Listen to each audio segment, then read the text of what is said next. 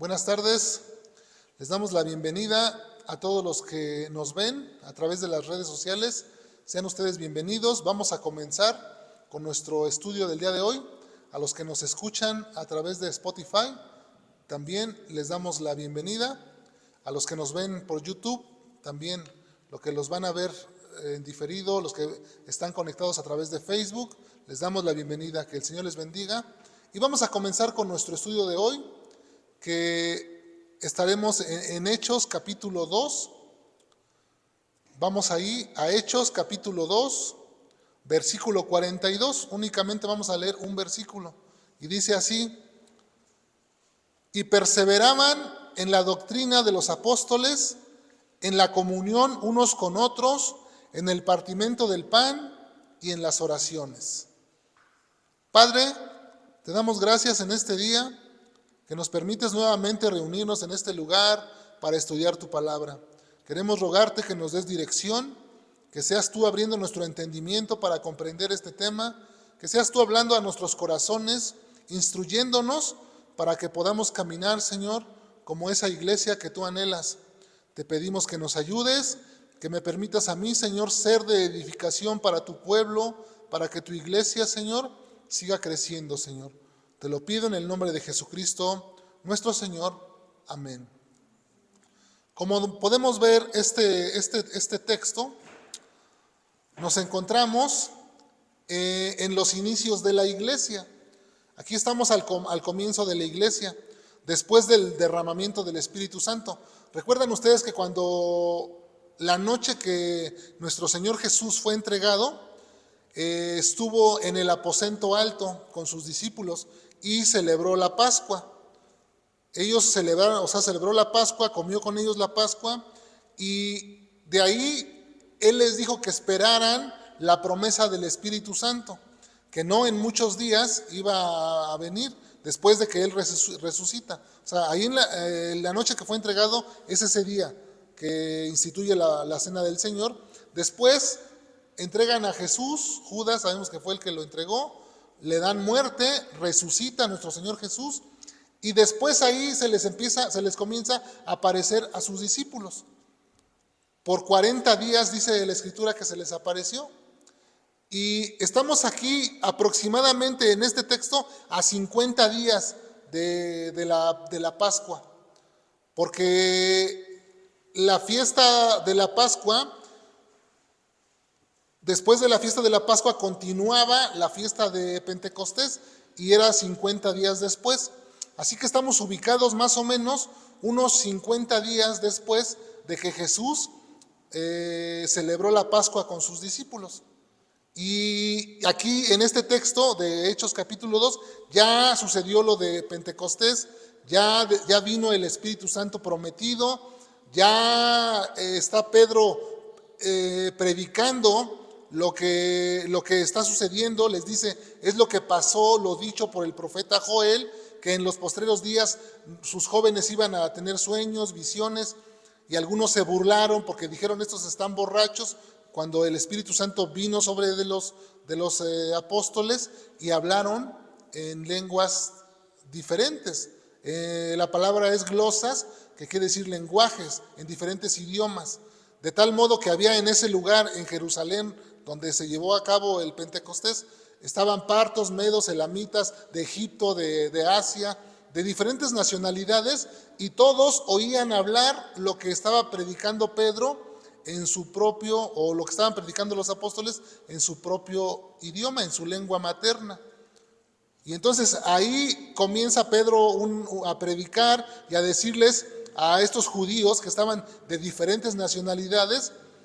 ¿Por qué? Porque había habido una dispersión en la diáspora cuando fueron expulsados los judíos, por ejemplo, en Babilonia, cuando fueron llevados de su tierra, y luego que algunos por cuestiones de comercio se fueron de ahí de Jerusalén a otros lugares, y entonces se acostumbraba a que en Pentecostés todos llegaban, y había muchos peregrinos de muchos lugares, había mucha gente ahí, porque nos registra el libro de los Hechos en el capítulo 2, en el versículo 41,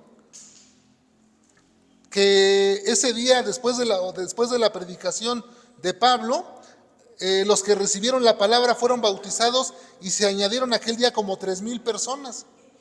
Es decir, que ahí en este momento estamos hablando del comienzo de la iglesia.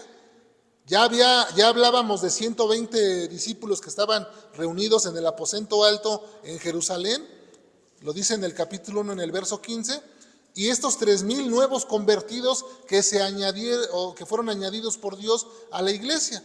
Así que estamos hablando de más de 3,000 personas. Y esto registra o nos queda registrado para nosotros como un precedente. Y ese es el título de este sermón, un precedente. Quiere decir que nosotros tenemos en la iglesia primitiva, en el comienzo de la iglesia, tenemos un ejemplo, tenemos una base de cómo conducirnos hoy en día en la iglesia moderna. Y vamos a ir poco a poquito desmenuzando qué es lo que estos nuevos convertidos o estos creyentes que estaban ahí en la iglesia, en el nacimiento de la iglesia, porque ahí es donde nace la iglesia, del judaísmo que era el antiguo pacto, donde Dios le había dado a Moisés ciertas leyes para que el pueblo las siguiera, y después viene el nuevo pacto, donde de judíos y gentiles sabemos que son los que no son judíos, de ambos, de judíos y no gentiles, se conforma la iglesia, y aquí tiene su origen la iglesia. Y vamos a ver qué es lo que estos creyentes hacían. Dice que perseveraban, dice nuestro texto, en el 42 en el que leímos, dice que perseveraban en la doctrina de los apóstoles. O sea que estos creyentes, ¿qué hacían? Perseveraban. Si usted puede echar un ojo ahí en el capítulo 2, no, en el capítulo 1, pero en el versículo 14. Versículo 1, capítulo 1, versículo 14, ¿qué dice? Todos estos perseveraban en ángeles y oración, y luego con las mujeres y con María, la mamá de Jesús.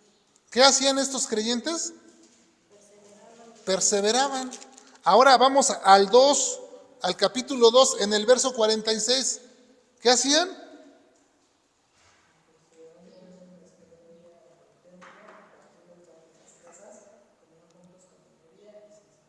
Y perseveraban unánimes cada día en el templo. ¿Qué hacían estos creyentes?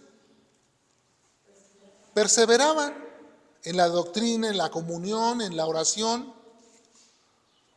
Ustedes saben que para tener éxito en la vida, en cualquier cosa que hacemos, no es necesario solamente la inteligencia, porque hay mucha gente que piensa que la inteligencia es suficiente y dice, no, yo soy muy inteligente y con mi inteligencia yo puedo tener éxito.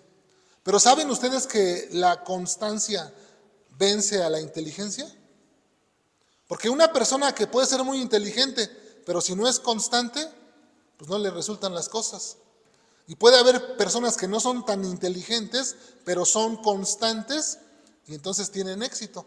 Esto lo podemos ver en la escuela secular, en las escuelas. Hay personas que no son muy inteligentes, pero terminan sus escuelas porque son constantes. Inclusive hay un dicho que hemos algunas veces escuchado, que dice que los constantes alcanzan sus objetivos. Los constantes alcanzan sus objetivos. Así que no vale mucho ser inteligente si no se es constante. Es mejor ser constante. Y esto que hacían los creyentes en la iglesia del primer siglo, es lo que ellos hacían, eran constantes. Uno de los problemas que enfrenta la iglesia hoy en día es la falta de constancia. ¿Saben ustedes? La falta de constancia. Creyentes que no leen la Biblia, creyentes que no oran, creyentes que no tienen comunión con sus hermanos, creyentes que no tienen comunión con Dios, creyentes que no tienen una vida espiritual, creyentes que tienen una vida espiritual en decadencia. que sienten que Dios no los escucha, que no saben enfrentar sus situaciones del día a día, que no encuentran dirección y que tienen que recurrir siempre a personas porque no saben cómo salir de sus situaciones difíciles. Esta inconstancia lleva a muchas personas a abandonar la fe, lo que conocemos como apostasía. Apostasía es abandonar la fe que una vez se tuvo. Y estamos en el tiempo de la apostasía. Estamos viviendo el tiempo de la apostasía. El tiempo en el que muchos creyentes van a abandonar la fe. Se van a apartar. Porque no perseveran, porque no son constantes, porque están detenidos espiritualmente. Hay muchas causas por las que las personas se apartan de la fe: expectativas no cumplidas, hipocresía de los pastores, ignorancia de las doctrinas fundamentales, la influencia del mundo, la falta de compromiso, la práctica del pecado, falsos maestros, etcétera. Podemos nombrar aquí muchas causas por las que los creyentes se apartan de la fe. Inclusive dice Santiago que el hombre de doble ánimo es inconstante en todos sus caminos. ¿Cómo está tu vida espiritual, mi hermano? ¿Eres constante? ¿Perseveras? ¿O te has detenido? ¿O has dejado tu vida espiritual descuidada? Podemos ver en el texto que estos creyentes en la iglesia del primer siglo perseveraban en estas acciones. Y la primera que vamos a ver es que ellos perseveraban en la doctrina de los apóstoles. Dice el texto, ¿no? Perseveraban en la doctrina de los apóstoles. Hay muchas personas que perseveran en sus ritos, en sus tradiciones, como ahorita vamos a ver en estos días, ¿no? Que viene el 1 de noviembre, el 2 de noviembre, que la gente persevera en sus tradiciones, aunque sabemos que tienen origen pagano, pero la gente persevera y la siguen transmitiendo de generación a generación. Dice Silvia que su abuelita les enseñaba, ¿no?, acerca de estas tradiciones, poner el pan, adornar, hacer tamales, todo esto les enseñaba. Se va transmitiendo de generación en generación y ellos perseveran en ello. Ellos no cambian las tradiciones, no cambian sus ritos. Los judíos no quisieron cambiar sus tradiciones, inclusive pusieron sus tradiciones por encima o igual que la ley. Ellos no quisieron cambiar. Pero estos creyentes del texto que estamos analizando, de nuestro texto de Hechos capítulo 2, verso 42, ellos perseveraban en la doctrina de los apóstoles, no en ritos, no en tradiciones, no en costumbres. Perseveraban en la doctrina de los apóstoles. ¿Qué son las doctrinas de los apóstoles? ¿Qué cree usted que son las doctrinas de los apóstoles? ¿Qué será?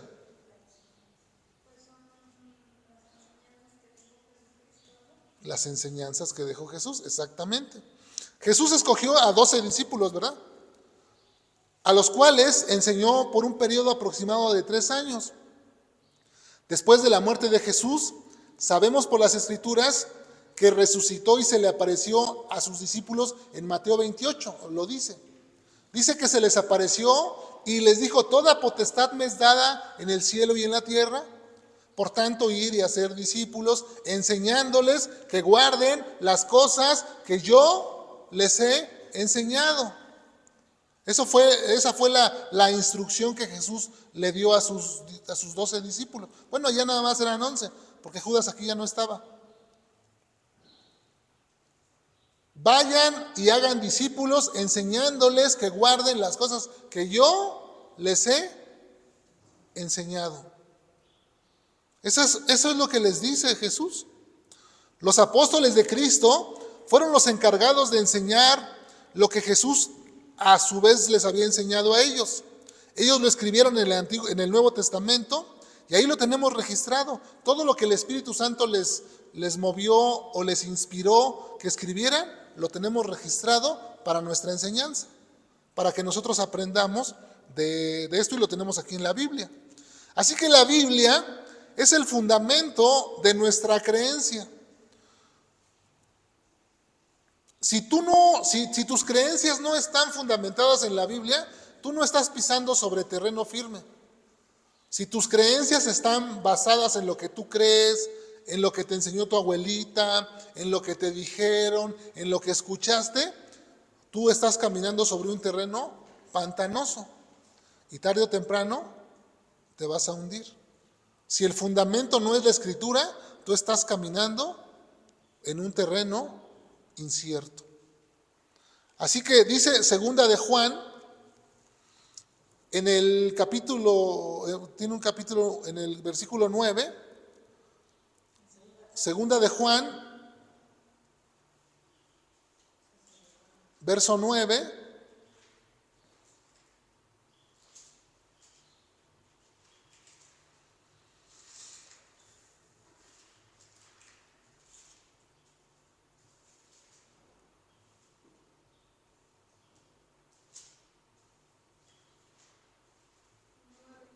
Ajá, 9 en adelante. Bueno, pon la segunda de Juan, ponla completa. Y vamos a leer nada más. Recuerden que nada más tiene tiene un capítulo. Entonces vamos a leer del versículo 9 en adelante. Bueno, 9 y 10 vamos a leer. ¿Ya lo tienen?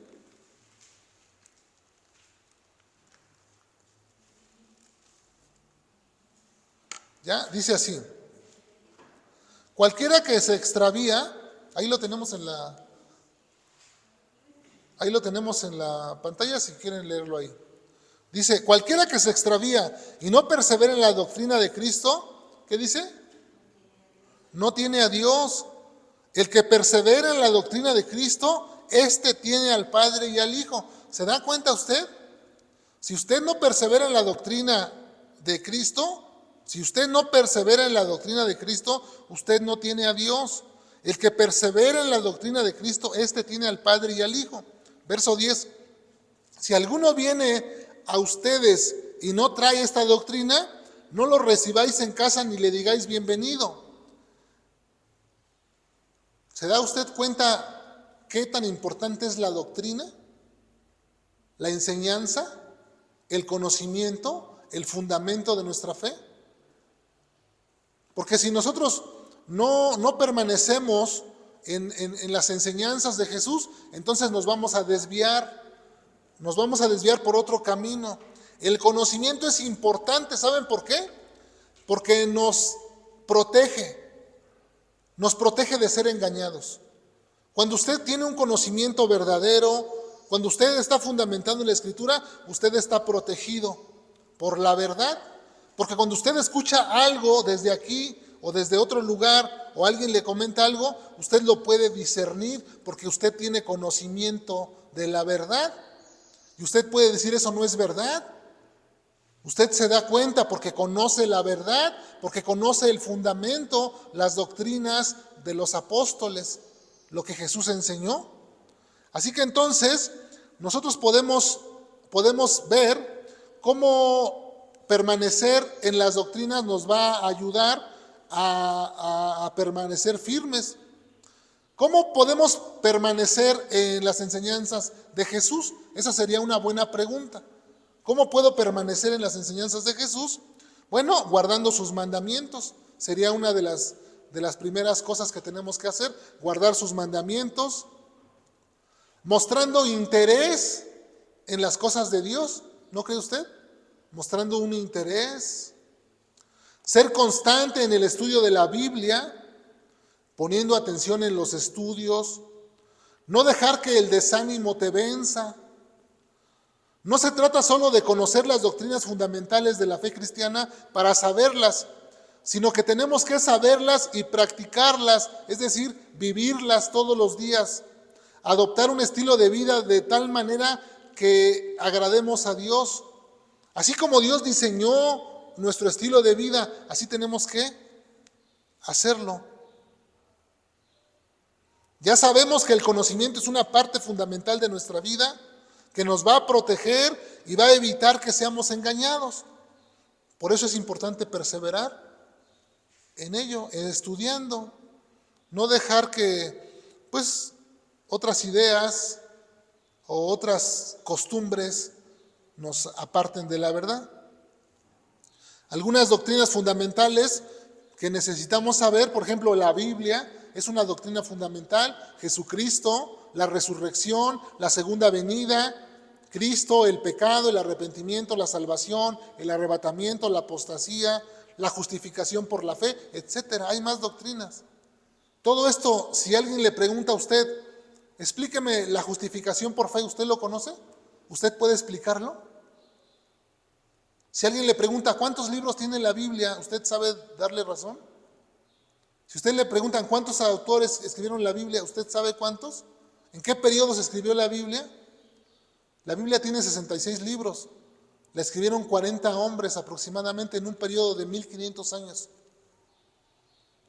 De diferencia, 1500 años, 40 hombres diferentes, de diferente cultura, diferente idiosincrasia, eran diferentes.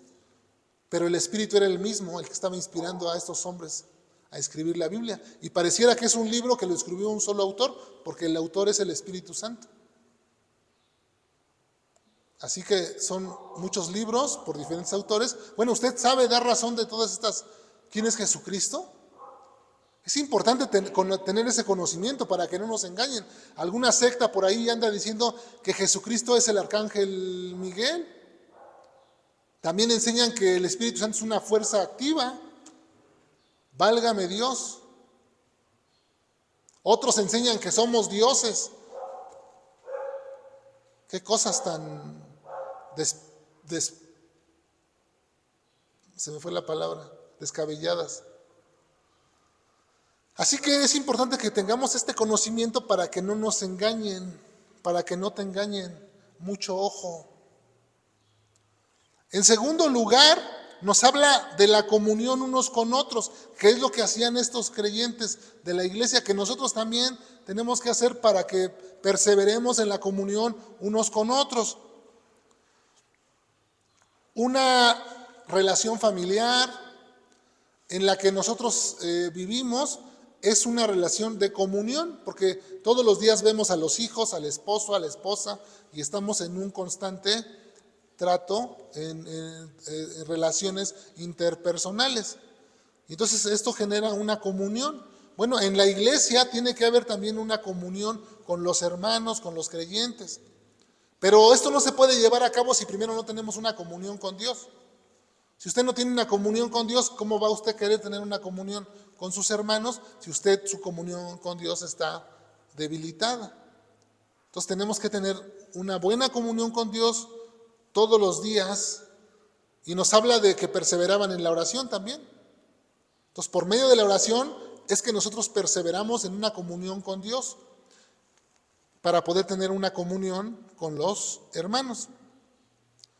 Dice Pablo que por un solo espíritu fuimos todos bautizados y por un mismo espíritu fuimos todos introducidos en un mismo cuerpo, que es la iglesia. Todos nosotros, cuando creímos en Dios, el Espíritu Santo nos selló como de su propiedad y nos introdujo al cuerpo de Cristo, que es la iglesia. Cuando usted hizo su decisión por Dios, cuando tú hiciste tu decisión por Dios, cuando usted, hermana, hizo su decisión por Dios, cuando yo hice mi decisión por Dios, el Espíritu Santo nos introdujo al cuerpo de Cristo. Ahora somos parte de una familia, la familia de la fe. Y no nada más somos nosotros, aquí nos vemos poquitos, ¿no? Decimos, ay, nada más somos 10, 12 los que estamos aquí. Pero realmente el cuerpo de Cristo es grande, porque hay congregaciones en todo el mundo, algunas con 15, con 20, con 30, otras con más y así, otras con menos, pero cada congregación es parte del cuerpo de Cristo y somos una familia en la fe, y tenemos una familia en la fe en diferentes lugares, diferentes congregaciones, y tenemos que tener esa comunión. La pregunta es, ¿por qué la iglesia de Cristo está tan dividida? ¿Ustedes se han dado cuenta que la iglesia de Cristo está dividida? Hay mucha división y parte de eso es por el conocimiento. Porque alguno dice una cosa, otro dice otra cosa. No, mira, yo creo que es esto. No, esto no es así, es de esta manera. Y obvio que no todos tenemos la verdad completa, pero tenemos que aprender a poder pasar a veces, bueno, no pasar por alto porque sería como pasar sobre la verdad, sino que tenemos que ser capaces y humildes de poder aceptar cuando estamos equivocados. Si alguien nos hace ver que estamos equivocados en alguna doctrina, en alguna manera de pensar, pues tenemos que recapacitar y enderezar el camino. Pero la iglesia de Cristo está muy dividida, porque cada quien quiere establecer enseñanzas diferentes, quitando las doctrinas de los apóstoles y poniendo las doctrinas de los hombres. Y eso causa división. Tenemos que hacer lo posible por mantener la comunión entre los hermanos y dejar que todo lo que no es de Cristo, sacarlo. Todo lo que no es de Cristo, quitarlo de nuestra vida. Todo lo que no se conforma a la palabra de Dios, quitarlo de nuestra vida. Para que estemos en la verdad y podamos tener comunión.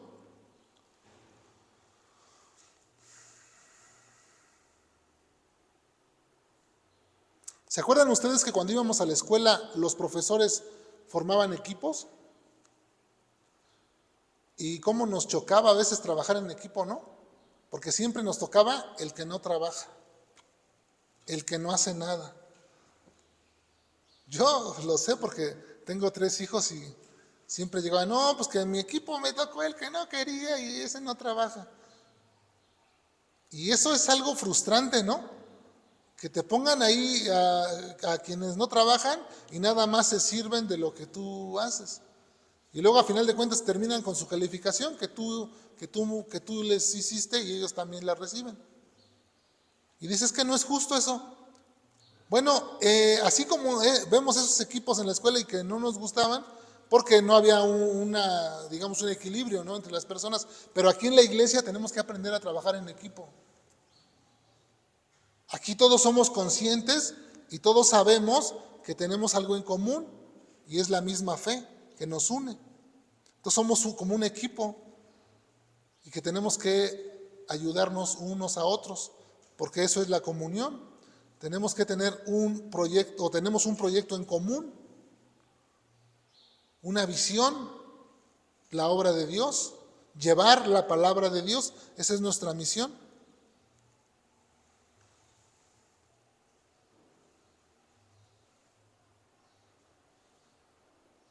Se trata de compartir entre nosotros, compartir, no competir. Y muchas veces nos ponemos a competir. No, pues que yo soy mejor que tú. No, se trata de aprender a compartir. Y vamos a verlo en el texto de Hechos 2.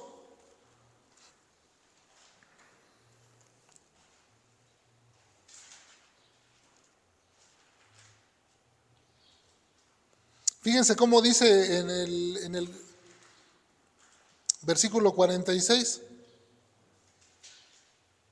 Ahí en Hechos 2, versículo 46, dice, perseverando unánimes cada día en el templo y partiendo el pan en las casas, comían juntos con alegría y sencillez de corazón. ¿Qué hacían estos hermanos? Compartían el pan, partían el pan en las casas, o sea que se visitaban, iban a sus casas y compartían los alimentos. Y dice que lo hacían con alegría y sencillez de corazón. Con alegría y sencillez de corazón. Esto habla de una buena relación que ellos tenían y que nosotros tenemos que aprender también a tener. Pero si no cuidamos nuestra comunión con Dios, esto no lo vamos a poder lograr. Tenemos que tener esa comunión con Dios para que Dios moldee nuestro corazón primeramente. Que Dios nos transforme, nos conforme a su imagen y semejanza para que podamos manifestar el carácter de Cristo con los demás.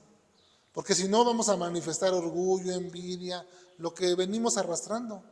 Y Dios no quiere eso, Dios quiere que seamos transformados. Por eso nos hizo habitar en familia. Ahí es donde nosotros sacamos todo lo que tenemos. ¿A poco no se da cuenta usted en su familia? cómo ahí en la familia es donde sacamos todo. Los problemas, lo que traemos, las frustraciones, todo ahí sale, todo ahí sale. Nos damos cuenta del carácter de cada persona. Ahí nos conocemos verdaderamente, ahí es donde estamos desnudos ante la otra persona. Ahí no podemos esconder porque mi esposa me conoce perfectamente cómo soy, en mi carácter. Yo la conozco. Y a veces parece que los hijos saben qué botón apretar. Son botones que ya identificaron y saben dónde apretar para que... Son situaciones que tenemos que arreglar.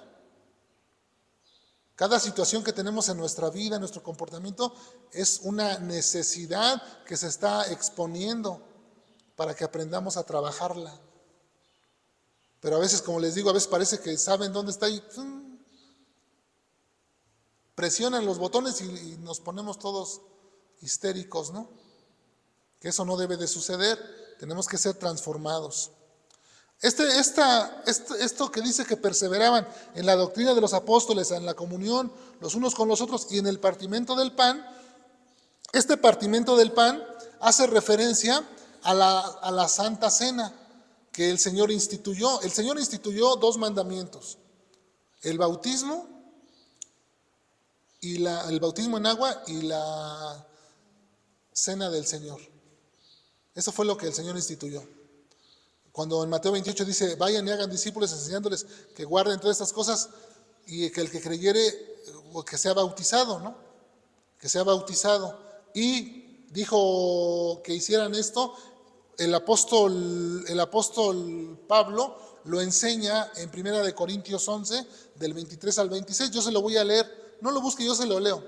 Dice, porque yo recibí del Señor lo que también os he enseñado, que el Señor Jesús la noche que fue entregado tomó pan y habiendo dado gracias lo partió y dijo, tomad, comer, esto es mi cuerpo que por vosotros es partido, hacer esto en memoria de mí.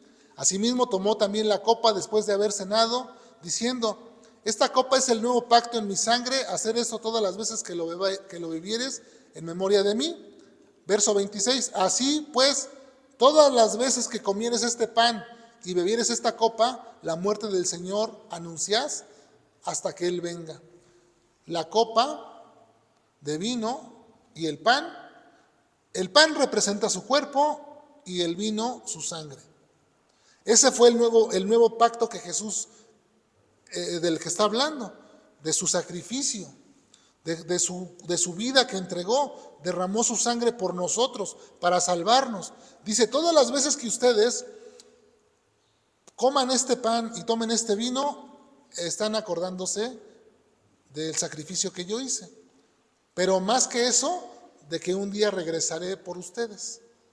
Entonces, eso es de lo que está hablando, perseveraban en eso. La iglesia, tenemos la costumbre de hacer la cena del Señor, porque el Señor la instituyó, y es simbólico, un acto simbólico. Únicamente tomamos vino, tomamos pan, y hacemos un acto simbólico. Son elementos únicamente que simbolizan lo que Jesús hizo. No quiere decir que hay una transustanciación de los elementos, que el vino se convierte en sangre y que el pan se convierte en carne, como enseña la Iglesia Católica. La Iglesia Católica enseña que en la misa se está comiendo el cuerpo y la sangre de Cristo. Esto no es verdad. Esto simplemente es una representación simbólica, porque no podemos estar matando a Cristo todos los días. Dice que fue hecho un sacrificio uno y para siempre. Entonces nada más es un recordatorio, y eso es de lo que perseveraban. Y en la oración, perseveraban en la oración. Así que nosotros podemos aprender de esta iglesia. En su comienzo, bueno, somos parte de esta misma iglesia, de aprender del comienzo de la iglesia. Como ustedes pueden ver, la iglesia no comenzó como iglesia católica, como a veces nos han hecho creer, porque algunos siempre dicen, no, es que la iglesia que Dios instituyó es la iglesia católica. No, eso es mentira. La iglesia que Dios instituyó, aquí está en Hechos capítulo 2.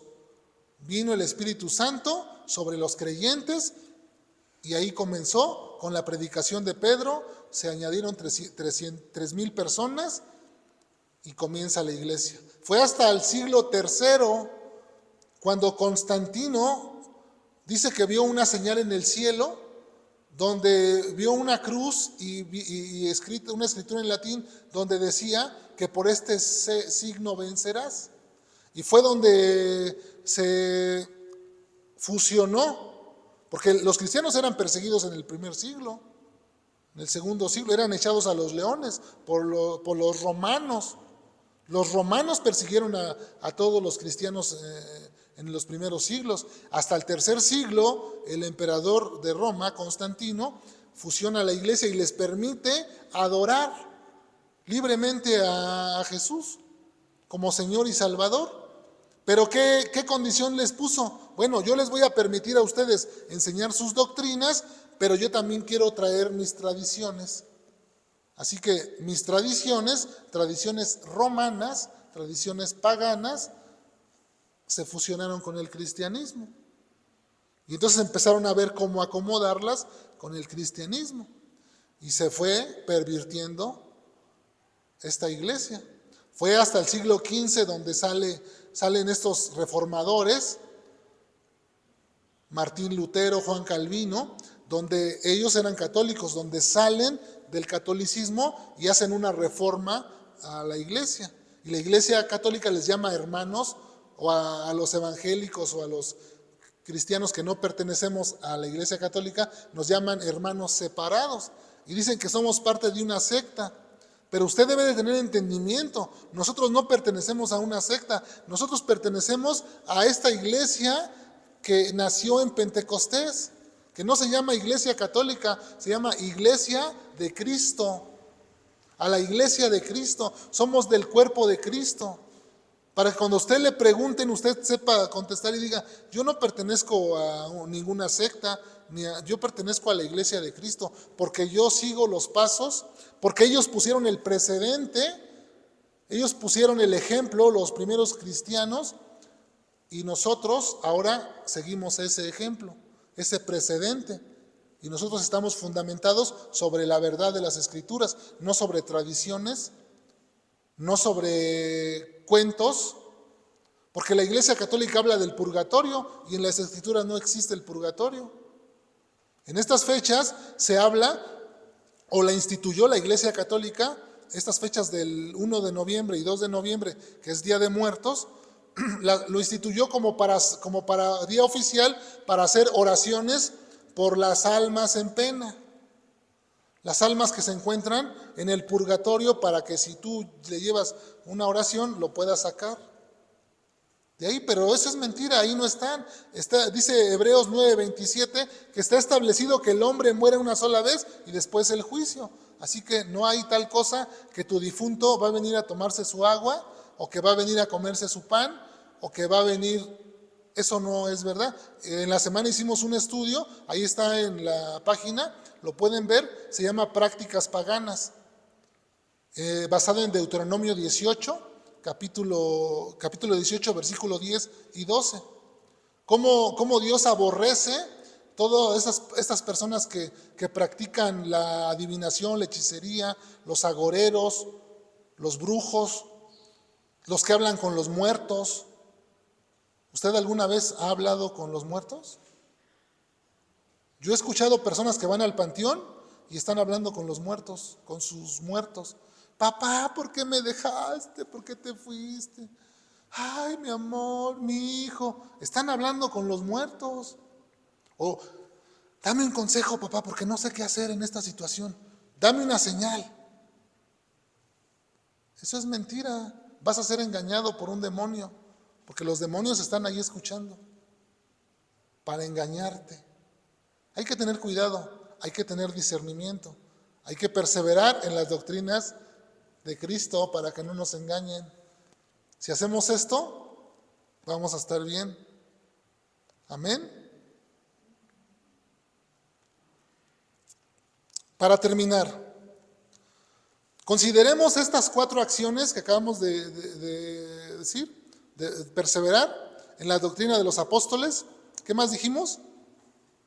¿En qué íbamos a perseverar? Dice, aquí está el texto, dice que perseverar en la doctrina. ¿Qué más? La comunión, el partimiento del pan, que dijimos que es la cena del Señor, y en la oración. 4 acciones en las que tenemos que perseverar para que sigamos adelante, ¿no? Entonces, consideremos estas 4 acciones en las que la iglesia primitiva en sus inicios perseveraba, y de igual manera nosotros también perseveremos como ellos lo hacían. Permanezcamos en las enseñanzas de Jesús, amando al prójimo como Él nos enseñó, velando y orando para permanecer firmes en la fe. Porque nosotros no somos de los que retrocedemos, sino de los que perseveramos para vida eterna. Nosotros no somos de los que nos vamos hacia atrás, sino que seguimos adelante. Así que, hermanos, amados míos, estad firmes y constantes, creciendo en el conocimiento del Señor siempre, sabiendo que nuestro trabajo no es en vano en el Señor. Un día recibiremos nuestra recompensa, si perseveramos y estamos firmes, si no nos dejamos mover. Un nuevo creyente que no persevera, que no busca, que no se congrega, que no escucha el consejo de Dios, no va a crecer. Es necesario que no dejen de congregarse, como algunos tienen por costumbre, para que todo el conocimiento de Dios sea absorbido por nosotros. Busque de Dios, hermano. Busque de Dios, hermana. Persevere en estas cosas y verá cómo su crecimiento es notorio. Amén. Padre, te damos gracias por tu palabra, Señor. Queremos rogarte que bendigas a cada uno de los que estamos aquí presentes, de los que nos ven a través de las redes sociales y de los que nos escuchan. Queremos pedirte, Señor, que bendigas sus vidas, que seas tú ayudándoles a perseverar en el camino de la fe, para que un día, Señor, podamos venir a tu presencia, Señor, y encontrarnos contigo y poder gozarnos y saber que no fue en vano nuestro trabajo, saber que estuvimos siempre en la verdad y que tú nos ayudas, Señor. Gracias te doy en el nombre de Jesús. Amén. Nos despedimos de los que nos ven a través de YouTube. Les mandamos un abrazo, que el Señor les bendiga.